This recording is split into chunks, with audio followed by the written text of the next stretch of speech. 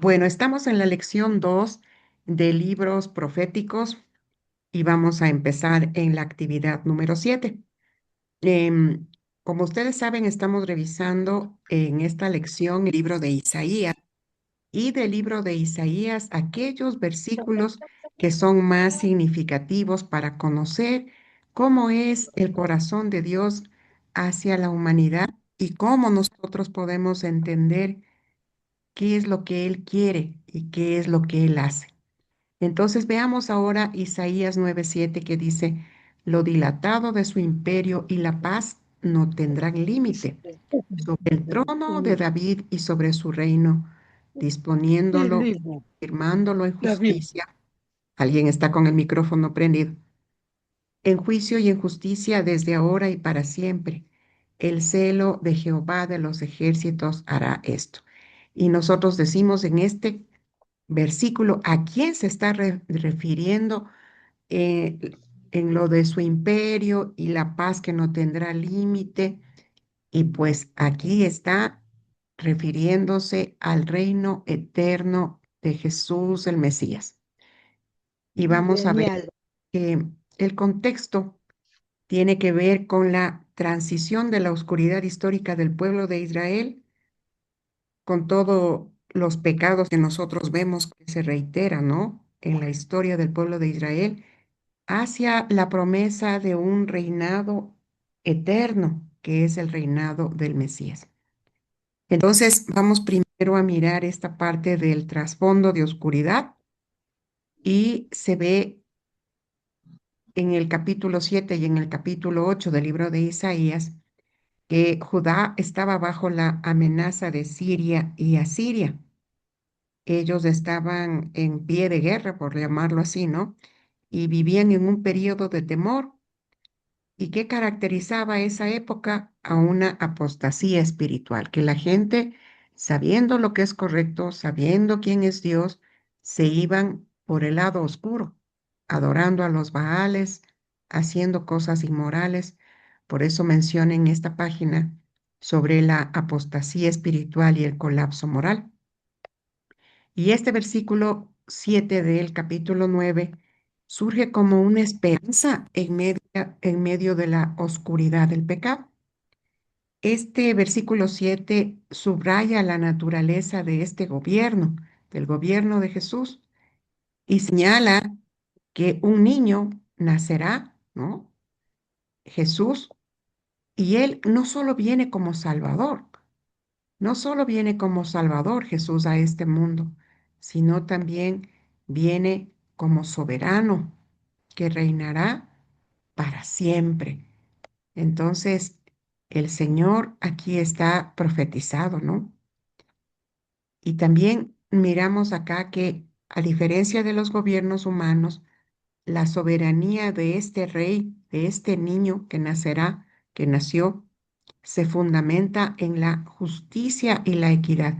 Nosotros acá en el gobierno humano vemos exactamente lo contrario, la injusticia y la desigualdad, pero aquí se menciona que el gobierno mesiánico tendrá justicia y equidad y además tendrá una paz que no tendrá fin. Y esa es nuestra esperanza, ¿no? Que a pesar de que nosotros ahora vemos estos gobiernos humanos tan complicados y malos, en realidad algún rato esto acabará y el gobierno de Jesús, el gobierno de Dios, será un gobierno justo, será un gobierno igual, igualitario, en donde la paz no tendrá fin. Y aquí también miramos una expresión que habla de el celo de Jehová. Se subraya el celo del Señor de los ejércitos está en esto. Entonces quiere decir que todo este gobierno que vendrá no se fundamenta en un esfuerzo humano. No, no es un tema que los seres humanos construimos o queremos alcanzar o alcanzamos por nuestro esfuerzo, por lo que anhelamos, ¿no? Sino que este gobierno será un compromiso total de parte de Dios para establecer este reino.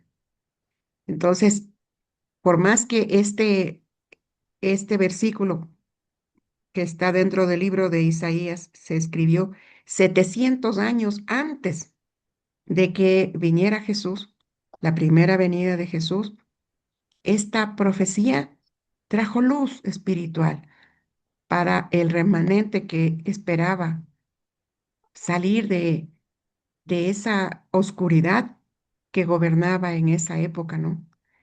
Y esto estuvo profetizado, pero todavía no se ha cumplido, solo vino la primera vez Jesús, pero vendrá, volverá el Señor y gobernará en este reino milenial y gobernará en nosotros por siempre.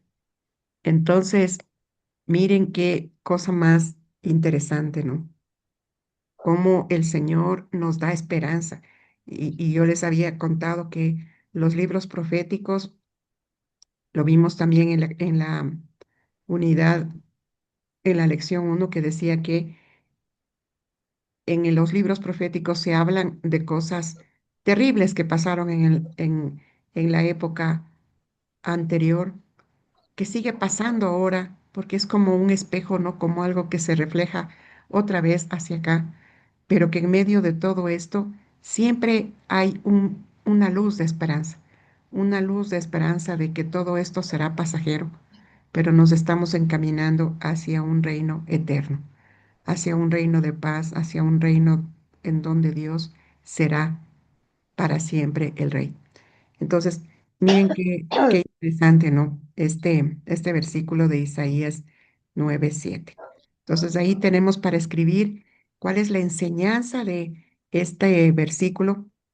Y ahora nos vamos al versículo 11:1, capítulo 11, versículo 1, que también es una profecía, ¿no? De que saldrá una vara del tronco de Isaí, una vara del tronco de Isaí. Mire esto, y un vástago como un hijuelo, ¿no? Retoñará de sus raíces. Y otra vez vemos aquí en este libro de Isaías una profecía mesiánica que se manifiesta luego del juicio, porque por todas las cosas que nosotros vemos, los pecados, etcétera, venía juicio, ¿no es cierto?, sobre el pueblo. Pero esta profecía mesiánica se da por encima del orgullo de Asiria.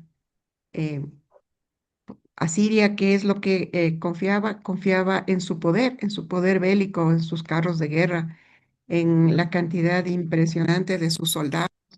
Y ahí estaba el, la esperanza de ellos, ¿no? Pero, ¿y dónde está nuestra esperanza? ¿Dónde está la esperanza para, para el pueblo de Israel en el contexto del juicio? ¿No? Y dice aquí que Dios describe el juicio contra los imperios orgullosos, ¿sí? El Señor, Ya, al rápido. Señor no le gustan los altivos de corazón, ¿verdad? Y ahí, Ujú. ante un imperio orgulloso, el Señor está profetizando, ¿no? Que los va a cortar, los va a talar como a los árboles gigantes que caerán, pero con toda la fuerza, ¿verdad? Con toda la fuerza, así como cuando cae un tronco inmenso, cuando se corta un árbol gigante, cae con un estruendo, cae inevitablemente, ¿no?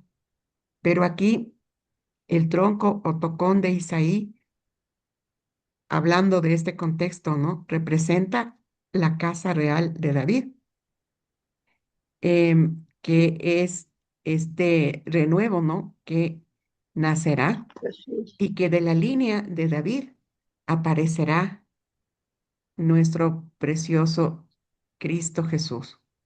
Entonces, a pesar de que esos imperios malvados caerán y Dios los utiliza en un tiempo como para traer juicio a la nación de Israel, pues también habla de que habrá un tronco que reverdecerá, un hijuelo que retornará de sus raíces y que será la casa real de David, de la cual descenderá el Señor Jesús. Entonces, nosotros siempre vemos en la Biblia, en muchos libros, versículos, que siempre hay esperanza en medio de la desolación. Siempre hay un resurgir de los huesos secos, siempre hay una, un renuevo que renace desde donde no hay nada, ¿no? Desde donde no se ve nada. Y dice, aunque la nación de Israel parecía un tocón seco, ya, Israel era ya un pedazo de tronco seco y sin vida, ¿no? ¿Por qué? Porque fue juzgada esta nación, porque el poder de estos asirios y babilonios cayó sobre ellos, ¿no? Dios a la vez, a partir de este juicio, promete que de este mismo tronco cortado de Israel brotará nueva vida, brotará una vida que nos dará vida, brotará una vara, un retoño, ¿no?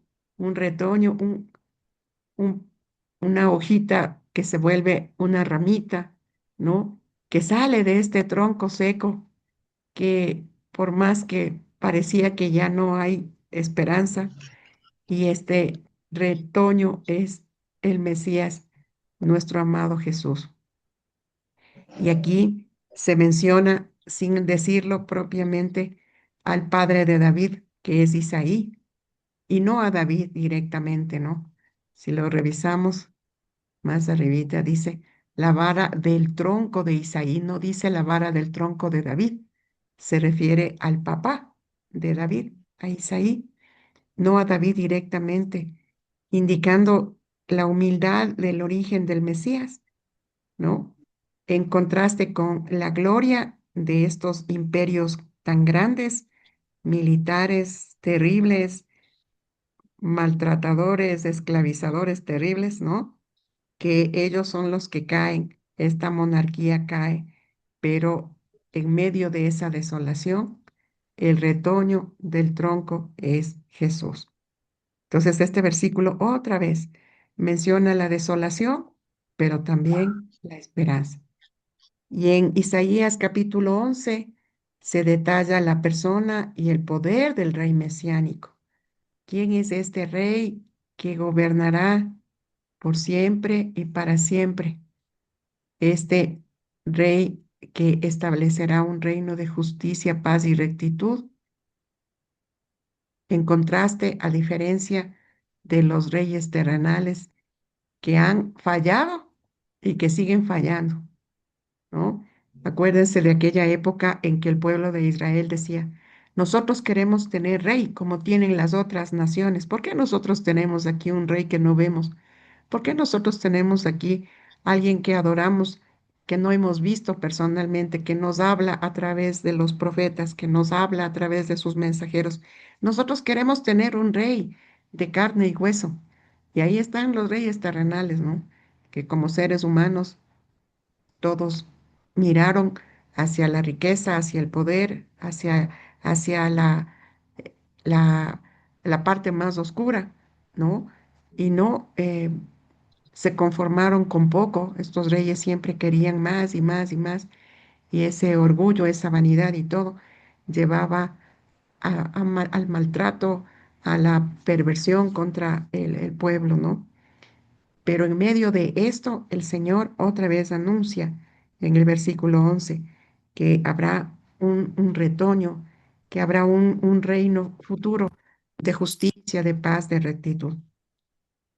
Y luego esta sección que abarca los capítulos 7 al 12, 5 capítulos, se sitúa durante el reinado del rey Acaz y mira hacia el futuro. Mire, 5 capítulos en los que el Señor no habla hacia atrás, habla hacia adelante, hacia lo que se esperará, a lo que se cumplirá, a las promesas que vendrán con el reino final de Dios.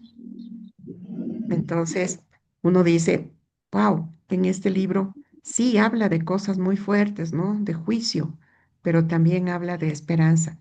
5 capítulos hablan de esperanza. Entonces, ahí tenemos también otra enseñanza, ¿no? ¿Cuál es la enseñanza? Ahí nosotros miramos, hay montones de cosas que el Señor habla a nuestro corazón y que podemos ir anotando, ¿no? La enseñanza de este versículo. Y nos vamos a Isaías 11:2, que habla algo más de este Mesías que vendrá, que vino y que volverá, más que vendrá. Y reposará sobre él, refiriéndose al Mesías, el Espíritu de Jehová. Mire esto, espíritu de sabiduría, de inteligencia. Miren estas palabras que son tan preciosas, ¿no? Que caracterizan al Señor Jesús. Espíritu de inteligencia, espíritu de sabiduría, espíritu de consejo y de poder, espíritu de conocimiento y de temor a Jehová. Y esto que habla aquí tiene un contexto. Isaías 11:2 se sitúa en el contexto de las profecías mesiánicas, ¿no? Esta es otro pedacito de la profecía mesiánica que sigue a un periodo de juicio, es decir, primero el juicio, que es una forma de llamar la atención a este pueblo pecador. Entonces, por todas las maldades que se observaban, el Señor les permitió vivir un periodo de juicio. Pero luego el Señor describe la destrucción de los poderes orgullosos, ¿no es cierto? Estos grandes imperios caerán como árboles, ¿no? Como árboles cortados al final del capítulo 10. Y en el capítulo 11 habla del futuro glorioso del reino del Mesías. Aquí está otra partecita de la profecía del Mesías. Y vamos a mirar también en el contexto que se enfatiza que cuando Jesús vino, la familia real de David había perdido su trono también y prestigio, pareciendo también un tronco o un tocón seco y sin vida. Pero, sin embargo, el Mesías viene de la línea de David, viene de la línea de esta familia real, y el Mesías surge de este tronco aparentemente muerto, ¿no? Porque el Mesías es el retoño que sale de este tronco seco, aparentemente muerto, pero ese es el poder de la resurrección del Señor, ¿no? Que parece ser que donde no hay vida, ahí está todavía el Señor trayendo vida nueva, Dios que trae vida nueva y cumplimiento de las promesas. Y eso es algo que a nosotros tiene que llenarnos del corazón, ¿no? Que a pesar de todas las cosas que nosotros vemos a nuestro alrededor, a pesar de que nosotros veamos que no hay nada, que todo es muerte y desolación a nuestro alrededor, Dios sigue trayendo vida nueva y Dios sigue cumpliendo sus promesas. Este versículo describe la capacidad del Mesías para gobernar, porque aquí habla de este reino. Entonces, ¿cómo gobernará este rey precioso? Con sabiduría, con inteligencia, con consejo, con poder, con conocimiento y temor de Dios. Entonces, aquí está hablando de la capacidad del Mesías para gobernar, que es una capacidad diferente a la que tienen los gobiernos de este mundo, los gobiernos humanos. ¿Y por qué pasa todo esto? Porque el Espíritu de Dios reposa sobre él. Y eso es lo que le hace ser diferente, le hace ser perfecto, ¿no? Permanente y perfecto. Entonces, uno dice, claro, no es cualquier gobierno, es un gobierno de Dios, es un gobierno perfecto. Y aquí se habla también en el versículo 2 de los atributos, ¿no? De los atributos de la plenitud y la perfección del Espíritu en el ministerio de Jesús, porque el Espíritu Santo es el que obra en Jesús, ¿verdad? Entonces, el Espíritu de Jehová habla ahí. Entonces habla de una autoridad que viene de Dios. Habla de la sabiduría. ¿Qué es la sabiduría? El conocimiento perfecto de todas las cosas. Habla de la inteligencia. ¿Qué es la inteligencia? El discernimiento agudo, ¿no? Y empático y simpático también para entender al hombre, porque el Señor Jesús se hizo hombre para que nosotros le conociéramos a Él y Él compartiera con nosotros su humanidad. También habla del espíritu de consejo, que es una capacidad perfecta, perfecta, que ese es el consejo de Dios. Nosotros a veces cuando aconsejamos no tenemos esta autoridad, ¿no? Porque es una cosa tan maravillosa la que el Señor puede aconsejar, es perfecta para guiar y para administrar. Ahí no hay errores, ahí no hay posibilidad de desvíos. Habla también de poder, habla de una fuerza especial que tiene Jesús para llevar a cabo la voluntad de Dios. Miren qué cosa más bella, ¿no? La voluntad de Dios se ejecuta en Jesús y a través de Jesús. También habla de un espíritu de conocimiento. Y esto es la omnisciencia, esa capacidad total que tiene Jesús para conocer todo, aún los corazones de los seres humanos que nosotros caras vemos y corazones no sabemos, pero el Señor sí lo sabe. Y el Señor conoce el corazón y los hechos absolutamente. Nada es oculto para Él. Y también habla del temor de Jehová, indicando que una sumisión voluntaria de parte de Jesús, ¿no? Ese es el temor, no es el temor de miedo, sino una sumisión voluntaria por un respeto y un amor perfecto, ¿verdad? También habla de un respeto y de un honor a Dios, porque el Señor Jesús siempre vivió así aquí y así como vivió aquí, también hace lo mismo ahora que está al lado de su Padre, ¿no? Demostrando, por supuesto, que Jesús es Dios, pero Él cuando vino acá a la tierra no escatimó nada, dejó toda su autoridad y su trono para hacerse como uno de nosotros. Y cuando Él actuó, cuando Él vivió en esta humanidad, cuando Él se hizo hombre como nosotros, ¿cómo vivió el Señor Jesús? Dependiendo del Espíritu Santo. ¿Cómo es que el Señor Jesús podía hacer tantos milagros? Porque el Espíritu Santo de Dios estaba en él, porque él era Dios, ¿no? Él era Dios, pero esa manifestación de ser Dios se reveló después en su resurrección. Pero mientras estuvo aquí en la tierra, era un hombre con capacidades de hombre, con limitaciones de hombre, pero que dependía del Espíritu Santo. Todo lo hacía en función del Espíritu Santo, todo lo consultaba, todo lo pedía en oración. Señor, ¿cómo hago esto? Señor, igual ustedes recordarán que cuando el Señor Jesús iba a elegir a sus 12 discípulos, se pasó toda la noche en oración, preguntándole a Dios, ¿qué hago? ¿A quién escojo? ¿Con quién he de andar? Y aunque Jesús sabía que Judas le iba a traicionar, porque seguramente el Padre le dijo, él tenía que estar ahí, él tenía que estar ahí, era parte del plan de Dios que hubiera una persona que estaba dentro de su círculo íntimo que de alguna forma prefirió el dinero, prefirió las ideas humanas por sobre el amor a su maestro, el respeto a su maestro y todo lo que su maestro le había dado.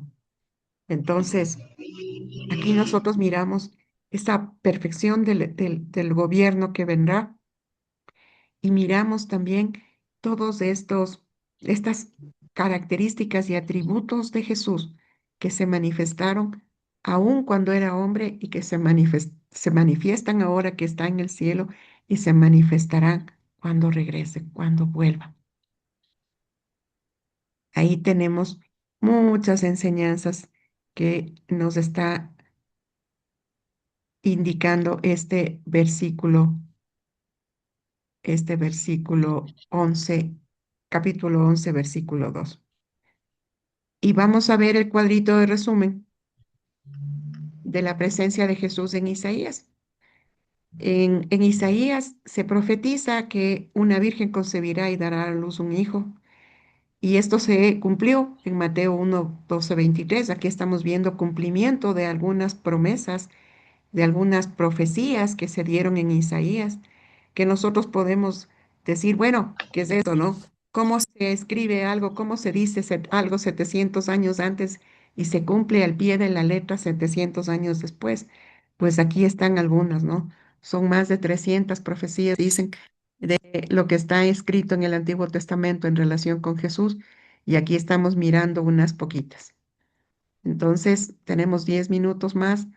El niño que será llamado Dios fuerte, príncipe de paz, y aquí está en Lucas y Juan el cumplimiento, que Jesús es el renuevo del tronco de Isaí, y aquí está el cumplimiento en Lucas 23 y Mateo 3:16, que el Señor hará milagros, que los ciegos ven, que los cojos andan, y nosotros podemos ver este cumplimiento en Mateo 11:4, 5, que Jesús es el siervo escogido que trae justicia, y eso lo podemos ver en Mateo 12, del 17 al 21, que Jesús es luz para las naciones, y eso lo podemos ver en Hechos 13:47, y que Jesús iba a sufrir, iba a tener un proceso de sufrimiento voluntario, y golpes, insultos, sufrimiento, destrozo total de su carne, y esto lo vemos en Mateo 26:67, que Jesús es el siervo exaltado tras el sufrimiento, y esto lo vemos en Filipenses 2:9, que Jesús es el siervo sufriente que lleva el pecado, y esto lo vemos en Juan 1:29 y Primera de Pedro 2:24, y que Jesús es el ungido para anunciar buenas nuevas, y eso lo vemos en Lucas 4:18 al 19.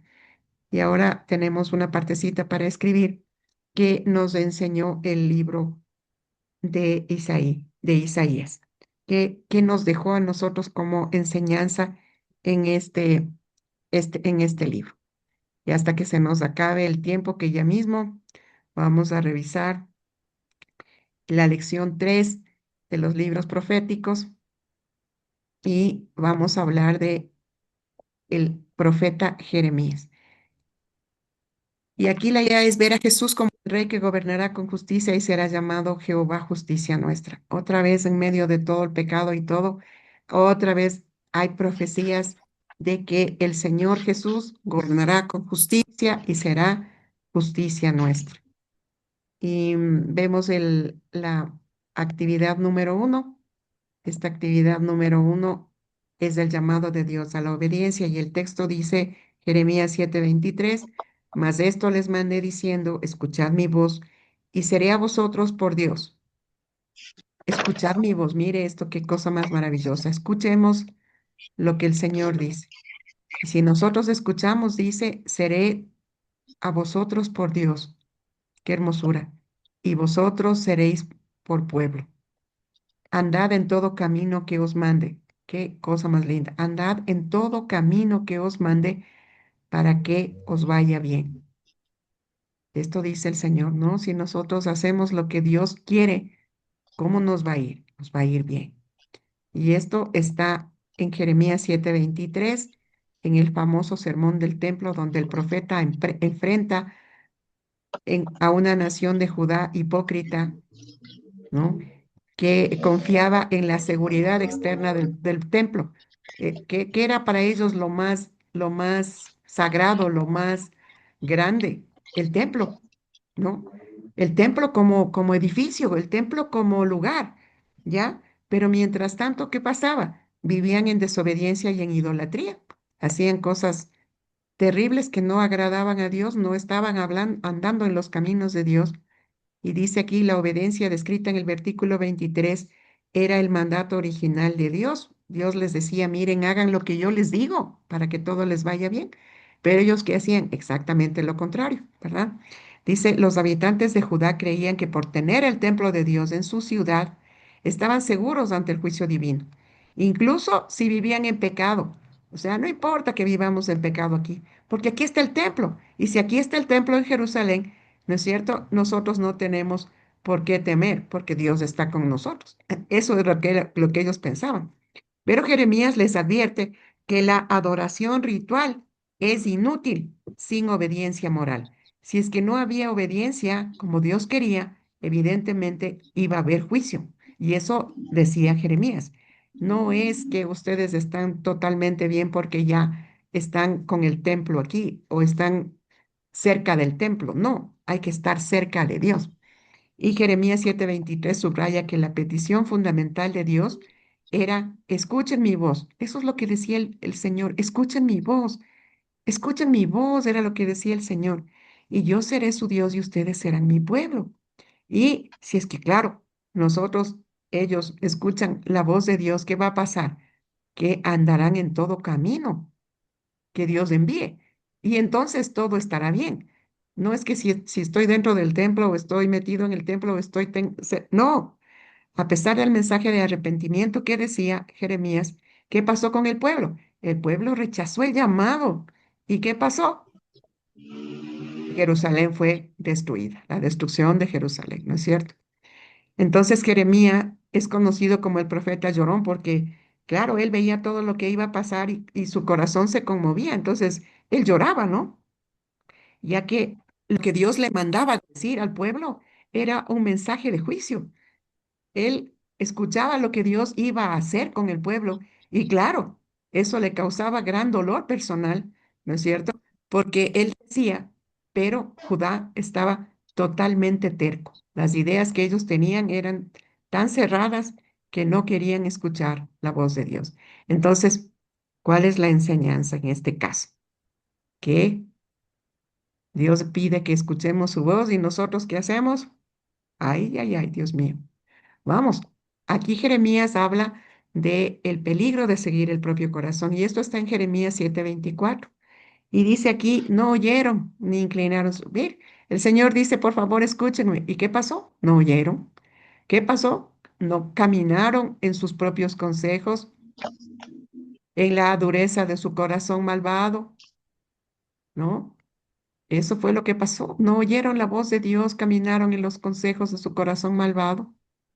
Fueron hacia atrás y no hacia adelante, no querían ver lo que Dios les ofrecía, sino que se enfrascaban en sus ideas y terco corazón y ahí era un problema. A lo mejor se cierra ya pero bueno, avancemos todo lo que podamos. Jeremías 7:24 se encuentra en el sermón del templo, ese es el contexto, donde Dios confronta a Judá por su hipocresía religiosa y su persistente desobediencia, describiendo su actitud como terquedad obstinada. Este terco corazón, ¿no? Que no les llevaba a ninguna parte, les llevaba Malú, al Malú, retroceso. ¿y vas a Sí, volver a entrar o no? si No, ustedes quieren. Ay, pero es que no, tenemos que esperar, ahí tendríamos que esperar a que la grabación se renderice. no, Y ahí Bueno, tocaría gracias. no se tomarle demora. tiempo. Bueno, hagamos todo lo que podamos ahorita. Vamos a ver. Dios instruye a Jeremías a pararse en la puerta del templo de Jerusalén para hablarle a las personas que entraban a adorar. Entonces, Jeremías, paradito en la puerta del templo, diciéndole a las personas lo que, lo que Dios le mandaba decir. El contexto de la falsa seguridad del pueblo. Ellos estaban en una falsa seguridad que ellos creían que por estar con el templo de Dios en su ciudad, no les iba a pasar nada. No les iba a pasar nada, sin importar cómo ellos vivieran. O sea, si vivían en pecados y hacían barbaridades, ellos decían, no importa, el templo está aquí, Dios está con nosotros. Pero el pueblo no escuchó ni inclinó su oído. Y Dios les dijo, óiganme, escúchenme por favor, sino que caminaron en sus propios consejos y en la dureza de su corazón malvado. Entonces, desde el día en que sus padres salieron de Egipto hasta hoy, la nación ha ido para atrás y no hacia adelante. Eso es lo que veía Dios y eso es lo que veía Jeremías. Esto significa que la nación de Israel, en lugar de avanzar en madurez espiritual y obediencia a Dios, ¿no? Avanzar hacia adelante, como dice el Señor, se volvió como rebelde e idólatra con el tiempo. No mejoraron, retrocedieron, se volvieron peor. Entonces aquí habla de que no, este problema no era solo falta de conocimiento, no era solo falta de conocimiento, no es que ellos no conocían, sino que ellos tenían una voluntad endurecida, un corazón duro, a pesar de los mensajes de los profetas, porque Dios habló todo el tiempo a través de los profetas. El pueblo se volvió como obstinado, necio, terco, no quería inclinarse delante de Dios. ¿Y esto qué provocó? Que la nación no tenga remedio, que la nación caiga en juicio y que vaya al cautiverio en Babilonia. Eso fue lo que pasó. Y el pueblo celebraba rituales en el templo, hacía lecturas, hacía todo lo que se podía, entregaban el diezmo, etcétera, etcétera, pero su corazón